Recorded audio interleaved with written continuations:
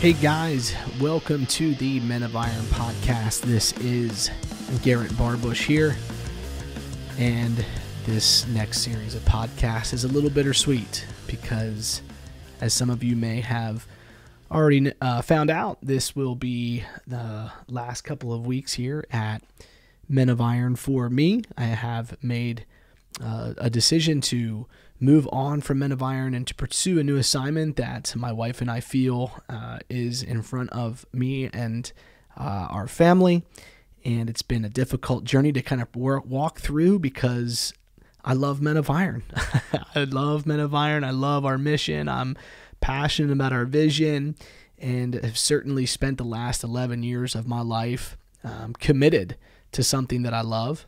And it's never easy leaving somewhere that you love and somewhere that has built and developed me as a leader. And I am really, really grateful for, just everything that I've experienced here at Men of Iron.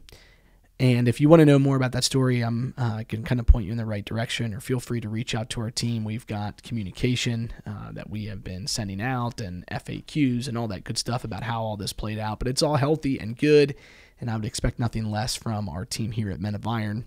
It's been a journey, and it's been a wonderful journey, and I am really, really grateful.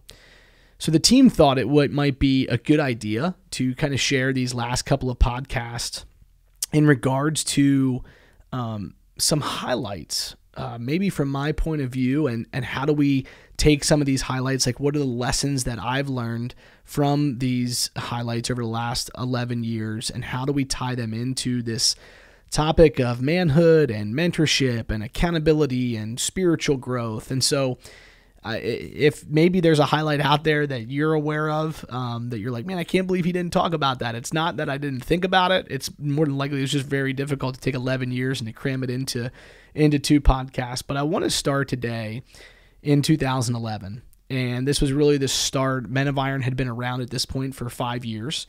And my wife and I got a visit to our home from Bryan, our founder and chairman of our board. And Bryan shared the vision of Men of Iron. He shared what he felt like God wanted him to do with it, and what God was going to do with the organization and with the mission and with the vision. And simply asked a question of me, and that was, I would like you to come work for us full time. And I'd like you to be our executive director, and I'd like you to kind of lead this thing day to day. And I don't know what it could look like, but I just have this feeling that God's going to do something miraculous. And so why do I share that as a highlight? I share it as a highlight because I'm filled with gratitude as I think back to it, because there was a man sitting across the table from another man in his mid-20s that's just newly married, just starting a family, and this more established, more experienced, more spiritually mature man took a chance on me. And I think it's a great lesson for mentorship, because that's what great mentors do, right? Great mentors go to bat for proteges. They see something in the protege that the protege doesn't always see in himself. And what resulted from all that was years and years and years of God's blessing and God's impact, and men getting involved, and families being transformed, men individually being transformed, workplaces being transformed, all because one man took a chance on another man. And that's what great mentors do. It was 11 years of an opportunity to grow as a leader, right? To fail, to succeed, everything leaders go through. None of that happens unless Bryan visits our home and believes in me. And it's such a great lesson to pull away from mentorship, and asking ourselves a question like, who do I need to go to bat for in my life? Like, who is that younger man that needs me to tell him what I see in him? Who needs me to be the one to kind of pull something great out of him that he doesn't know necessarily how to find it himself? But that's a highlight, and I think that that's the lesson. It's not about me, it's not about Bryan, but it's ultimately about this lesson of looking at men, going to bat for another man, looking for ways to promote them into leadership so that God's kingdom wins and that God gets the glory. That's number one. I want to fast forward a bit into 2012. So we were maybe a little bit less than 6 months into the journey. We hosted this meeting in Manheim, Pennsylvania at a train station that is kind of set up now as an event venue. And we hosted a meeting there. We sent invites out to leaders, to influencers, to churches, to pastors. And we didn't know what we were doing, but we presented the vision of Men of Iron. We presented about mentorship and how we wanted to partner with people, and we wanted to get mentorships in the lives of men. And basically, we didn't know what we were doing, but we were fired up. We were passionate about it, right? We had a vision. We had a plan. We didn't know all the details. We didn't know necessarily how we were going to execute everything, but we communicated the vision.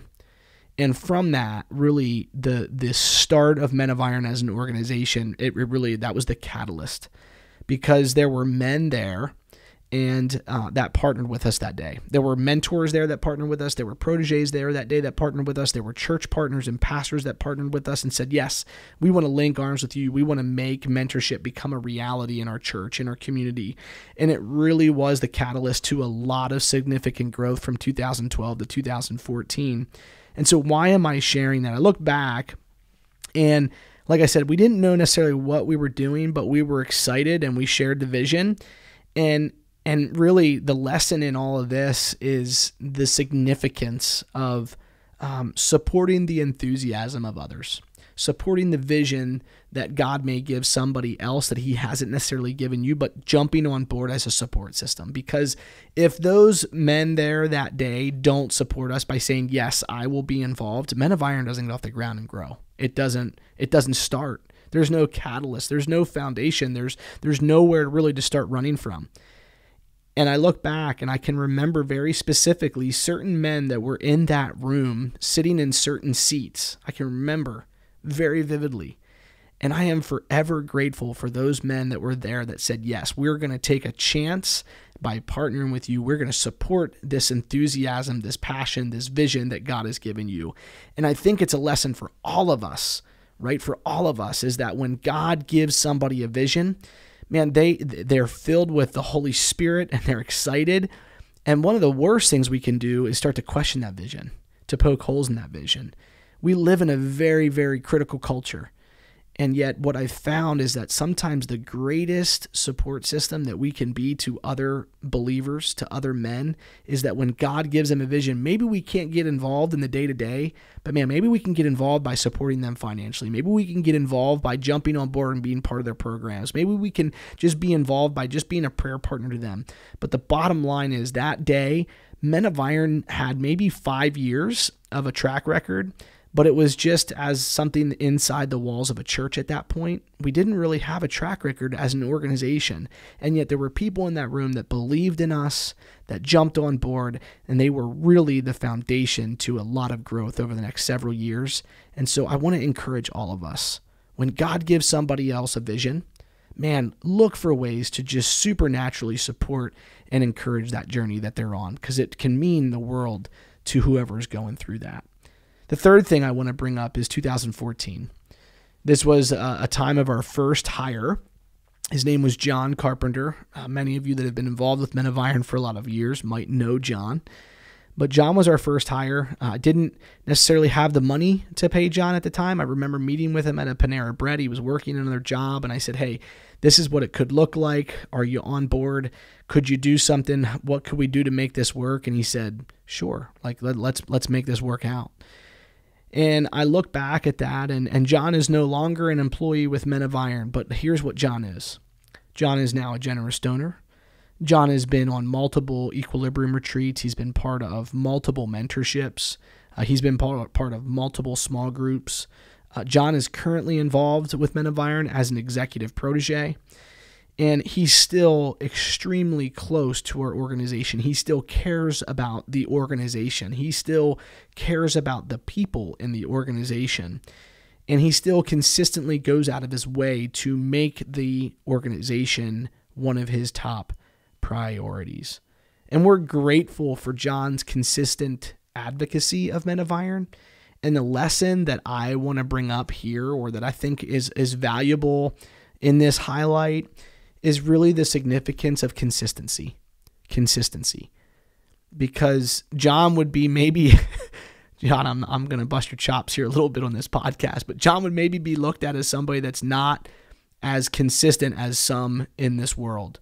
But I can tell you that John's consistency and his advocacy for Men of Iron has been top-notch.